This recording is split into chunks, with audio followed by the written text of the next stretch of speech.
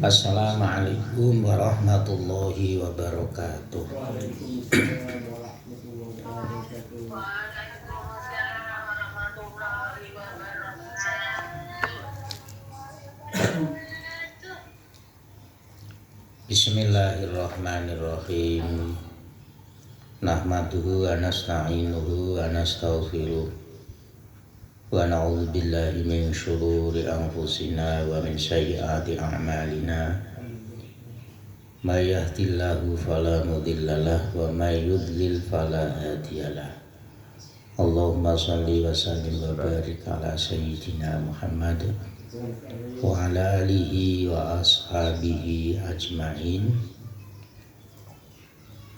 Qala mu'allif rahimahullah wa yakhrumul aklu minad dhuhiyati al-wajibati wa yajibu atasadduqu biha kulliha wa sunnatu ayyakula minad dhuhiyati al-masnunati wal afdalu al aklu min kabidiha wa yajibu atasadduqu bijuz'in min lahmiha nayyi'an wal afdalu atasadduqu biha kulliha illa luqman yatabarraku bi akliha fa illam yaf'al tasaddaqa bi sulusiha wa ahda bi sulusiha wa akala sulusaha. Sebelum saya teruskan, kemarin kan kurban itu dengan hewan yang satu pincang, kakinya kalau berjalan itu pincang satu atau buta satu atau sakit yang berlebihan sehingga kurus, itu tidak boleh untuk dijadikan kurban. Dan juga hewan yang anggota tubuhnya itu hilang, seperti telinganya atau ekornya hilang satu atau ekornya itu hilang separuh, ini juga tidak sah untuk dikurbankan walau yasiron, sekalipun itu sedikit. Ilal khisya, kecuali hewan yang apa itu namanya, pringsilan itu kalau bahasa Indonesianya itu hewan yang laki-laki itu pejantan hilang telurnya dua, itu nggak apa-apa. Karena apa? Justru kalau hewan yang tidak ada pringsilannya, yang tidak ada telurnya dua itu bahasanya itu malah gemuk. Karena apa? Kalau bahasa Jawanya itu majer itu apa wali? Majer itu apa yang enggak? Pokoknya itu nggak bisa punya keturunan, itu majer bahasanya. Kalau ayam mandul ya. Jadi hewan justru kalau nggak ada pringsilannya dua itu malah gemuk, itu alasannya makanya boleh. Karena apa? Memang kurban itu yang diutamakan itu adalah yang gemuk. Jadi kalau mandul itu justru malah baik. Itu alasannya. Kemudian wa yahrum, kalau kita, jadi di depan kan dikatakan bahwasanya ibadah kurban itu hukumnya kan sunnah muakkad. Kalau sunnah muakkad kita boleh makan dagingnya maksimal 1/3. Tapi kalau kurbannya, udhiyahnya ini adalah wajib, mungkin karena nadar ya, nadar, atau ketika memasrahkan kambing atau sapi kepada panitia menyatakan bahwa ini kurban wajib. Nah, kalau kurban wajib ini, maka sama sekali sedikit pun orang yang berkurban atau keluarga yang kurban ini tidak boleh makan. Jadi misalkan saya ini kurban kambing 1 untuk saya, dan ini saya niatkan wajib atau karena saya nazar ketika sakit saya ngomong nanti kalau diberi kesembuhan saya mau kurban. Nah, ini kurbannya itu adalah wajib, maka saya tidak boleh makan kurbannya, daging kurbannya sama sekali. Tapi kalau keluarga saya boleh, istri saya, anak-anak saya boleh. Tapi karena itu kambing 1 untuk saya, ini saya sama sekali tidak boleh mengkonsumsi walaupun 1 cuil. Dan wajib semuanya itu disodakohkan, tidak hadiah. Mengapa kalau di sini kok sodakoh? Daging kurban wajib disodakohkan, bahkan kulitnya, tanduknya, ya, ini semuanya harus disodakohkan, tidak boleh tidak. Mengapa harus kata-katanya sodakoh, tidak hadiah? Karena kalau sodakoh itu berarti ibadah, bahasanya itu ada pahalanya. Tapi kalau hadiah, jadi kurban itu harus disodakohkan, bukan hadiah. Kalau hadiah itu nanti diberikan kepada orang non muslim itu boleh. Padahal kurban ini adalah maidatul muslimina, bahasa itu mayorane, pestanya orang-orang Islam. Makanya daging kurban itu harus diberikan kepada fakir miskin yang muslim. Itu namanya sodakoh. Kalau hanya pemberian cuma-cuma itu namanya hadiah. Kalau hadiah tidak mengharapkan pahala. Dan di sini kurban wajib hukumnya itu disodakohkan. Karena itu ibadah. Kalau sodakoh itu mengharapkan pahala. Jadi semuanya, kulitnya, tanduknya, maka bagi orang yang berkurban tidak boleh makan. Apa itu namanya? Dagingnya.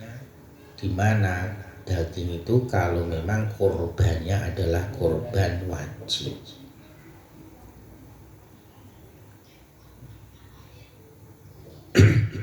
Bismillahirrahmanirrahim.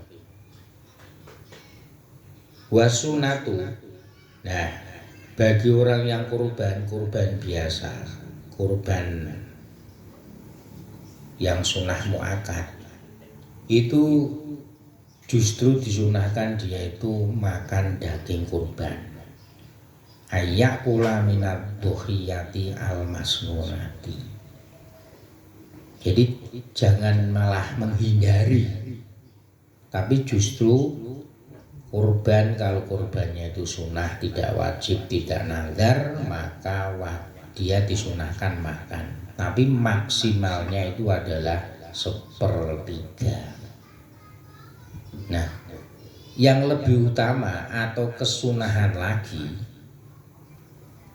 bagi orang yang kurban itu makan dagingnya itu diambil dari hati. Ya tentu kalau kambing ya hatinya kambing, kalau kerbu ya hatinya kerbu, kalau sapi ya hatinya sapi. Jadi wal afdalu ayyakula min kabidiha.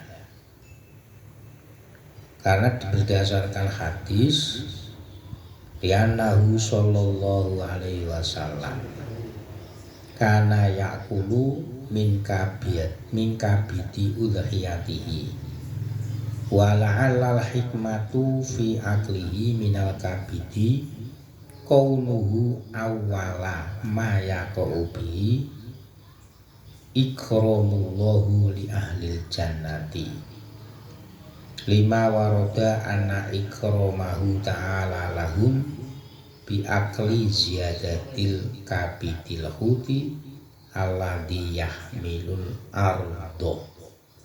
Jadi berdasarkan hadis Nabi bahwasanya Nabi Muhammad Shallallahu Alaihi Wasallam itu ketika berkorban makan sebagian daripada hati hewan kurban.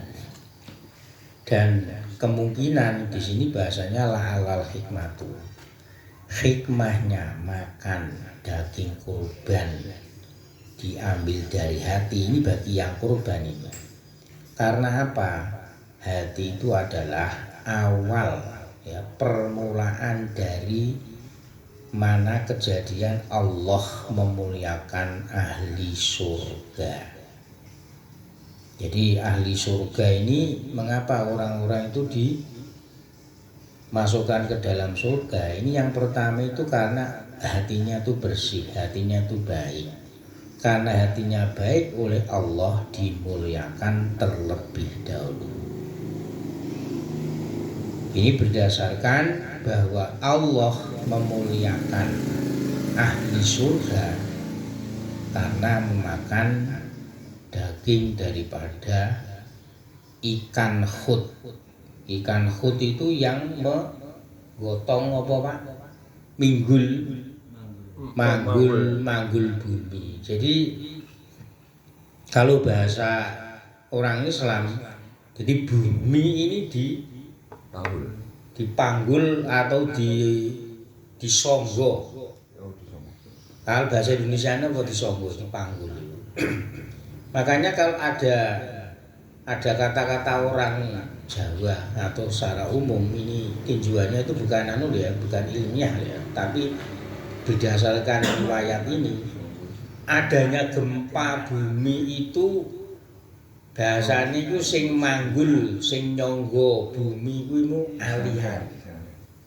Jadi asalnya di pinggul punggung pundak kanan, terus mergo kesel akhirnya alian pundak kiri sehingga terjadi yang namanya gempa.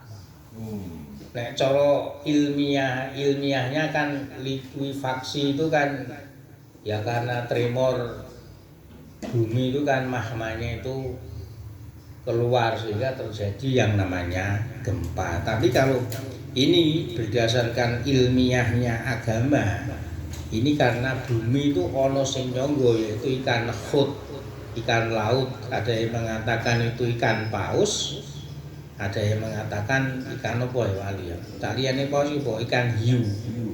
Tapi gede. Jadi kita itu tidak merasa bahwa bumi kita itu yang menopang. Menopang istilahnya itu yang menyangga. Itu adalah ikan. Dan ketika ikan itu berpindah dari pundak satu ke pundak yang lain karena kesel, terjadi yang namanya gempa. Itu begitu, makanya jadi di sini melihat ini bahwasanya bi akli ziyadati kabitil kuti alladhi yahmilul ardo. Jadi kalau melihat ini kita itu mengkonsumsi ikan laut ini proteinnya itu sangat tinggi untuk kecerdasan. Bismillahirrahmanirrahim. Wa yajibu atasoduku bijuz'in min lahmiha nai'an. Wajib bagi orang yang berkurban itu membagikan daging kurban dalam keadaan mentah. Mengapa demikian? Karena ketika daging diberikan kepada orang yang berhak menerima, fakir miskin, dengan keadaan mentah, itu kalau sudah diterima itu kan tergantung orang yang menerima. Mau dijual digantikan uang ya monggo, mau dimasak ya monggo, mau didendeng juga monggo.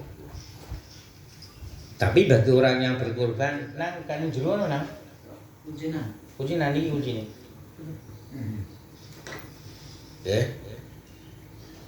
Tapi bagi orang yang korban tidak boleh menjual. Ini menjual ini kalau sudah diterima. Jadi orang yang menerima daging kurban dalam keadaan mentah ini menjual boleh. Ini kalau di sini itu wajib dalam keadaan mentah.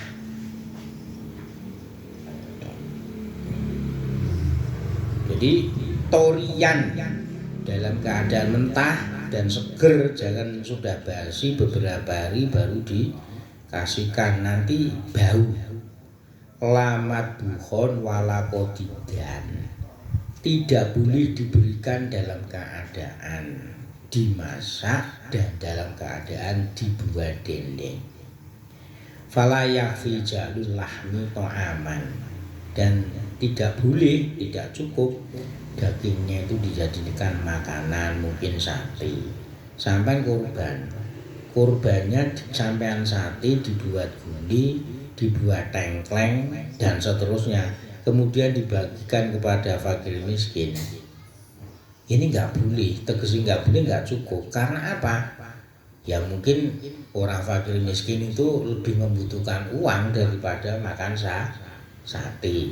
Makanya di sini harus dalam keadaan nayian torian, harus dalam keadaan mentah dan dalam keadaan seger. Jangan sampai beberapa hari baru dikasihkan, ini nggak boleh. Maksudnya itu layak harus kita berikan dalam keadaan mentah. Wa du'aul fakiri ilaihi, dan kita kalau mengasihkan daging itu jangan mereka panggil, kalau bisa itu kita berikan, kita edarkan. Ini afdolnya loh ya.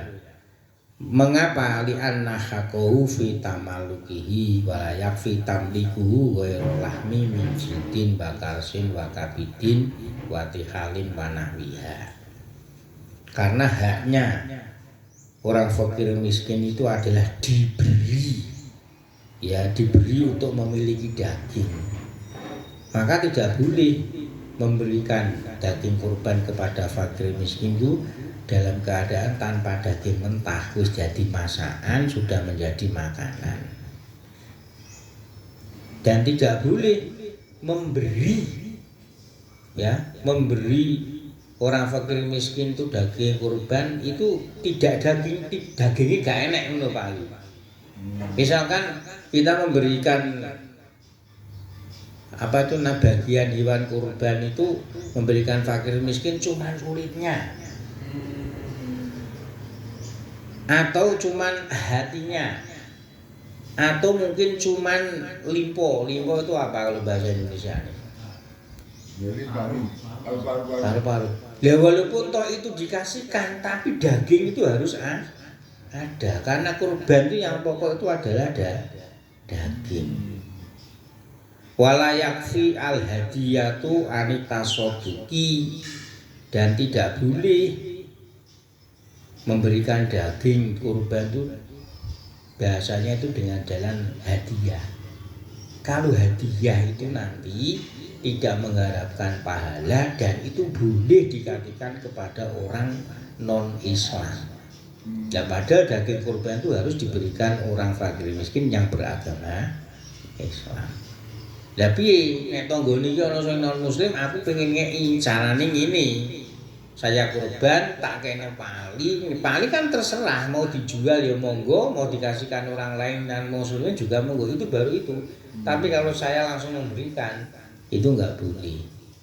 Bahasanya itu layak fi rasa, harus semuanya itu tasodduk, dalam keadaan sedekah. Tidak boleh dengan jalan hadiah. Hadiah itu istilahnya memberi tapi cuma-cuma, tidak mengharapkan pahala. Wal afdolu atasadduqu biya kulliha illa luqman yatabarraku. Jadi kalau orang yang berkorban itu sekali lagi harus dalam keadaan jalan sedekah. Kalau sedekah itu berarti mengharapkan pahala, kecuali dia itu makan sedikit atau maksimal itu 1/3. Tujuannya apa? Yaitu ngalap barokah kepada hewan kurbannya. fa illam yaf'al tasaddaqa bi sulusiha wa ahda sulusaha wa akala sulusaha. Ini ada jalan keluar ini. Kalau dia tidak dibuat sedekah semua, ini boleh dia sedekah sepertiga, kemudian yang sepertiga dihadiahkan dan yang sepertiga itu dimakan.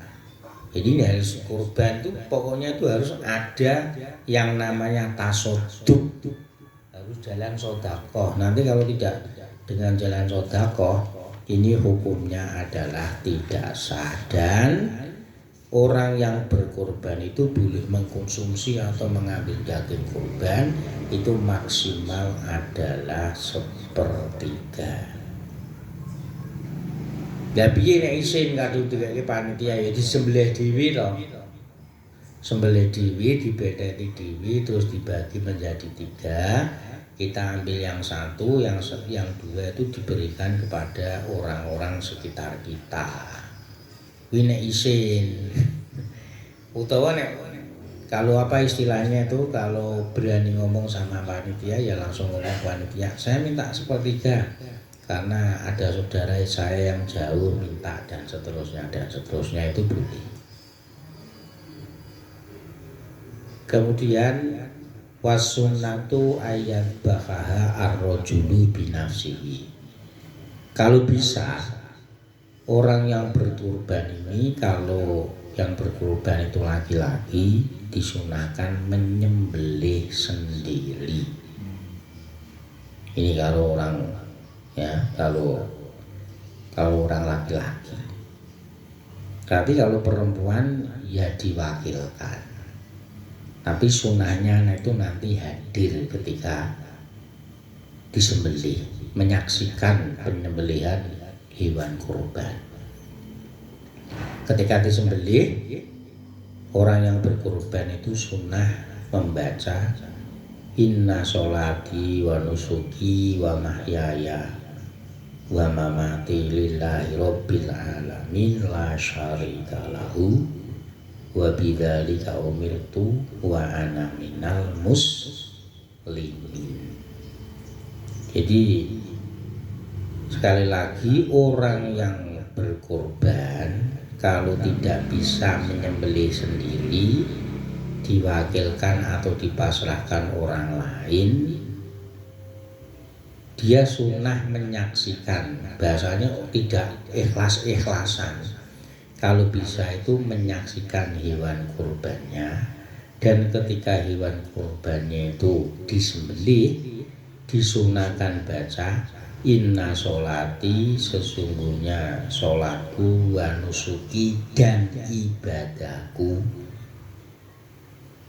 wa mahyaya, dan hidupku, wa mamati, dan matiku, itu lillahi, saya pasrahkan kepada Allah.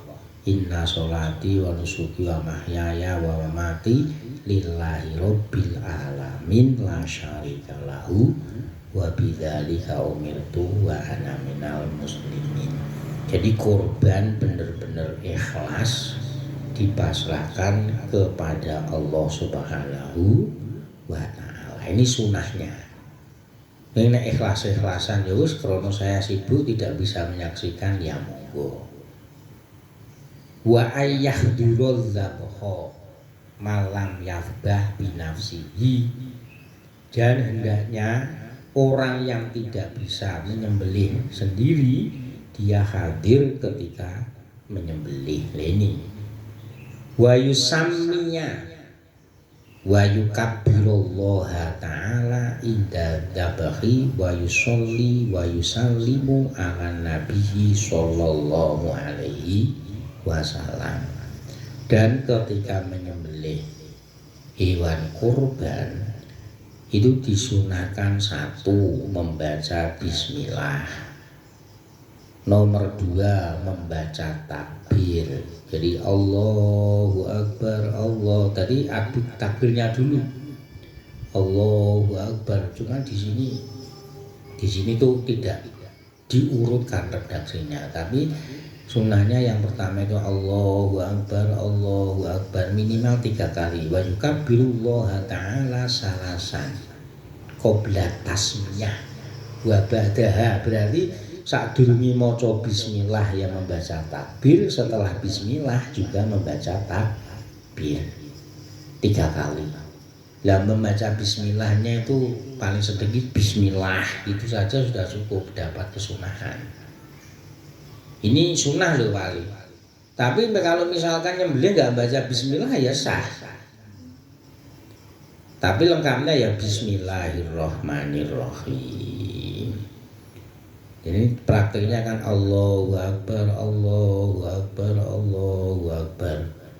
La ilaha illallah wallahu akbar walillahil hamd. Nyembelih bismillahirrahmanirrahim. Allahumma sholli ala sayyidina Muhammad wa ala ali sayyidina Muhammad.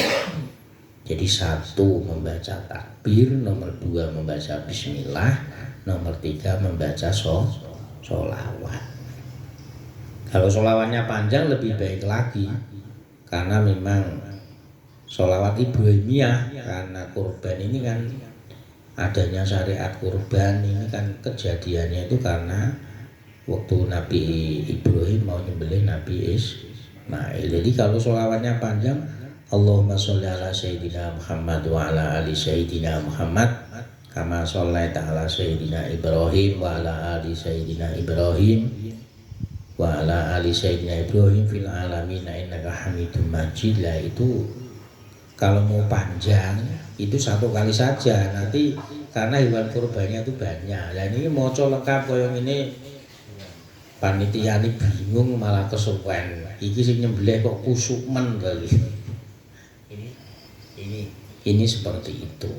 Jadi teknis yang kita tahu bahwa udhiyah atau kurban itu yang pertama adalah sunnah muakkad, kecuali kalau kita nadar maka terjadilah yang namanya kurban wajib atau udhiyatul wajibah.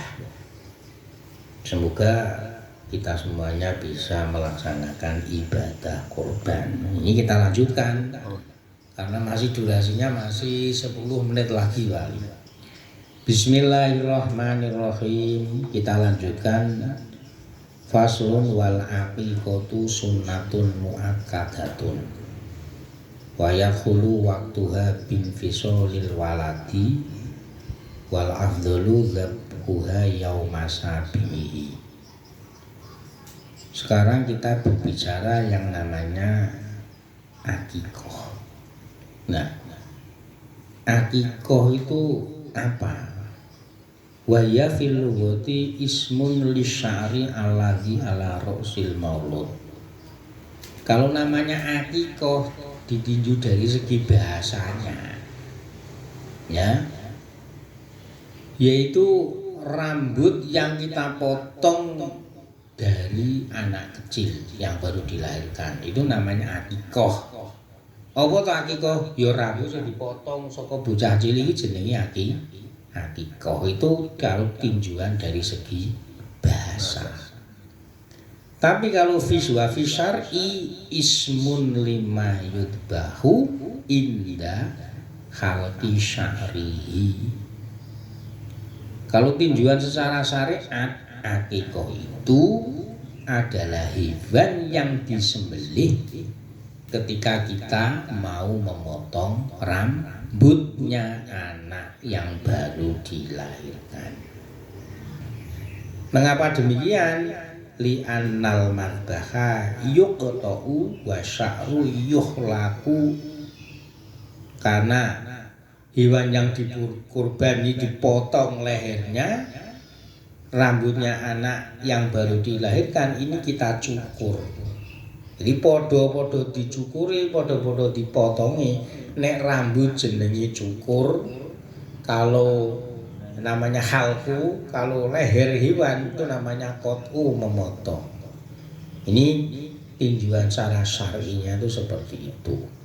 Jadi kalau akikoh secara syar'i yaitu hewan yang disembelih karena ketika ingin memotong rambut atau mencukur rambut anak yang baru dilahirkan itu namanya akikoh. Dan akikoh ini waktunya adalah dimulai ketika anak itu sudah dilahirkan. Jadi tidak menanti 7 hari nggak apa-apa. Pokoknya dilahirkan kok sini sudah siap, kambingnya sudah disiapkan, segala perangkatnya itu sudah disiapkan, ini boleh. Dalam arti boleh itu sah, akikohnya itu sudah sah. Jadi wayak hulu waktuha, dan waktunya akikoh itu masuk ketika bayi ini sudah lahir. Tapi yang utama sunnahnya yaitu ketika hari yang ke-7. Kalau wong kuno itu jenenge puputan. Ini saiki ngenteni selapan. Mergo ono persiapan. Nek wong biyen wis rasa ngenteni wedhus, wong ora ndek wedhus, ora ndek duit. Jadi pokoknya puputan hari yang ke-7. Wala yujiu fiya illa ma yujiu fi dhuhiyati. Dan hewan akikoh ini sama seperti hewan kurban wali. Jadi kalau pincang juga tidak sah, ketika di kurban tidak sah, nih akikoh juga tidak sah. Ketika matanya itu buta satu tidak sah, di akikoh pun juga tidak sah. Telinganya hilang satu atau buntutnya hilang, ekornya hilang, ketika kurban tidak sah, di akikoh pun juga tidak sah. Tadi dikatakan kalau hanya peringsilannya hilang tidak masalah, akikoh pun juga demikian. Jadi hukumnya hewan akikoh sama hewan kurban itu sama. Kalau di dalam kurban itu sah, berarti di dalam akikoh pun juga sah. Kalau di dalam kurban itu tidak sah, berarti di dalam akikoh pun juga tidak sah. Wa aqalluha syatun an mauludin wal afdalu dzaku syatani anil dzakari wa syatin anil unsa. Ya, ketika anak laki-laki ini paling sedikit adalah kambing 1. Tapi afdalnya yaitu kalau anak laki-laki itu kambing 2. Kalau perempuan itu kambing 1. Kita kalau melihat di dalam sini, akikoh nyicil itu oleh wali. Jadi mungkin karena kita mampu belinya itu baru kambing 1 kalau anak laki-laki, ya kita belikan 1 dulu. Nanti kalau punya uang beli ini tambahannya 1. Ini. Karena di sini itu wa aqalluha syatun an mauludin. Yang paling sedikit itu adalah kambing 1. Cuman afdolnya kalau laki-laki itu 2, kalau perempuan itu 1. Wayat bahuha bihulwin.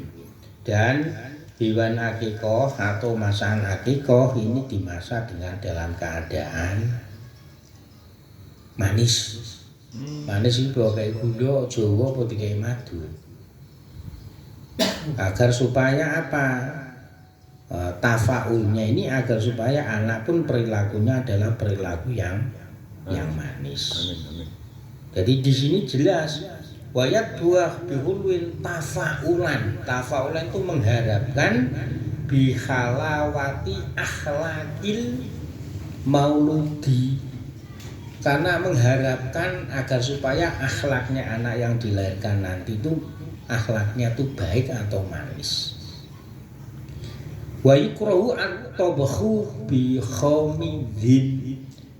Justru di sini dimakruhkan dimasak dalam keadaan kecut. Kecut itu apa ya? Asam. Ini malah makruh. Ya, karena tafaulnya nanti kalau masaknya kecut, anak itu dikhawatirkan perilakunya perilaku kecut merengut, tidak bahagia belas. Nah. Wa yustasna min tabkhiha ar-rijlu fa innaha tutalil qabilati. Jadi kalau bisa ketika masak, ini saya orang dukun bayi ya. Saya langsung masak gitu. Sebenarnya kalau masak apa tuh namanya hewan akikoh, ini kakinya kambing ini disisihkan, ya tentu sudah dimasak. Ini diberikan kepada dukun bayi. Yuk tutolil qabilati. Walayuk saru agmuha biqadril imkani. Bal yuqta'u kullu azmin min fasalihi tafaulan bisalamati a'dha'il mauludi. Fa in kasarahu lam yukrah bal khilaful aula. Dan disurahkan tulang-tulang daripada hewan akikoh ini tidak dipecah. Dipecah ya apa ya? Dipotong-potong. Sak mampuni nek iso. Bahkan jadi kalau kaki toh itu diteko wae, dijupui daging itu diteko. Ditekuk. Tujuannya apa? Tafaulan mengharapkan agar supaya anggota tubuh anak yang lain ini sampai tua ini selamat, enggak patah. Ning umpama kita itu kok tetap akhirnya tuh memotong-motong tulangnya, yaitu hukumnya tidak makruh. Cuman ini istilahnya itu beda dengan pendapat yang lebih afdol. Tapi afdolnya ini adalah tulang ini jangan sampai dipotong. Ini nek masak dhewe iso mungkin ya, Pak Mas. Jadi dipotong nek dari ros-rosan kimpo ini kan ada ros-rosannya. Jadi itu tidak dipecah bahasanya. Itu kan memang ada ros-rosannya. Begitu juga sini kalau ada ros-rosannya ya bisa monggo. Tapi maksudnya antara tulang dari sini ke sini ini kan utuh toh, ini jangan sampai dipotong-potong. Tujuannya adalah tafaulan. Tafaulan itu mengharapkan agar supaya anggota tubuh anak yang dilahirkan sampai tua ini tidak tidak pecah atau tidak ada kecelakaan. Ini semuanya kan tafaul, mengharapkan nama baik pun juga hukumnya itu tafaul, mengharapkan kebaikan. Demikian dulu untuk bab akikoh, semoga bermanfaat. Al-Fatihah.